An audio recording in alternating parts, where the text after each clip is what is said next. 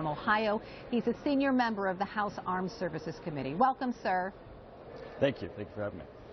Thanks for being here. I'd like to start with that death count. Our war correspondents wonder about the accuracy of that number. Have 10,000 ISIS terrorists been killed?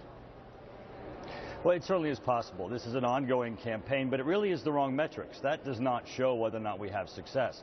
The metric that we should be looking at is the territory that ISIS controls, whether they pose a threat to the United States, and that's an ongoing threat that we're seeing unfolding throughout our country, their ability to export their terrorism networks, which we're seeing in Yemen and Libya. You know, overall, what we need is a strategy to defeat them, not just numbers.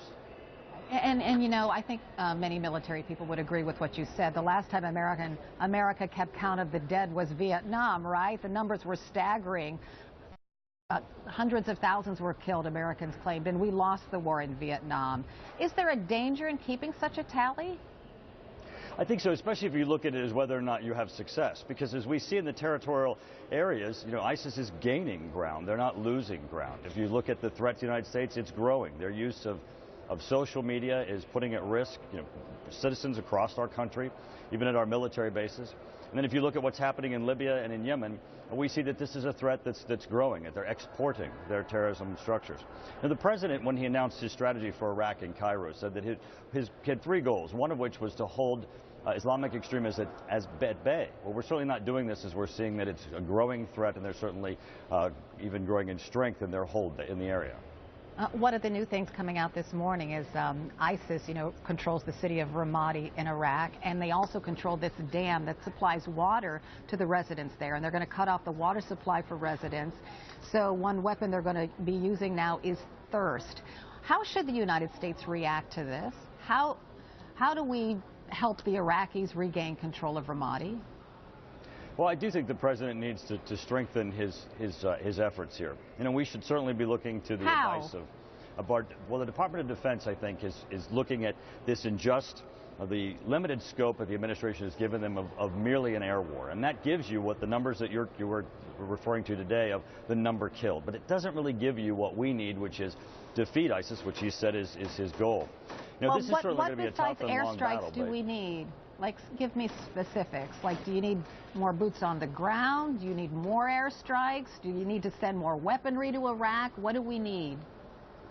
Well, I think we need to do some of all of that, but I think certainly the issue is support Iraq and support those who are in the fight and make certain that we hold the territory.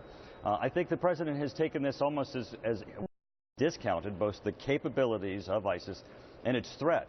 This needs a greater focus from our military. I would turn to the Department of Defense and say, you know, we need to strengthen this. What elements and components do you need to make certain that we achieve this and defeat ISIS? And I think if you discount their capabilities and you discount the threat, you have the situation we have today where we're losing territory, but we're touting the number of dead.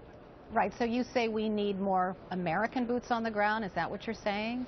I'm not calling for American boots on the ground. That's not, I think, a role of certainly Congress. I think what we need to do is look to the Department of Defense and our military experts and say, what do we need to defeat this? But I think we're not defeating it because the president is discounting both the threat and the capabilities. While we look to ISIS gaining territory, you know, the president really, needs I just want to go back to that for just a second. Focus.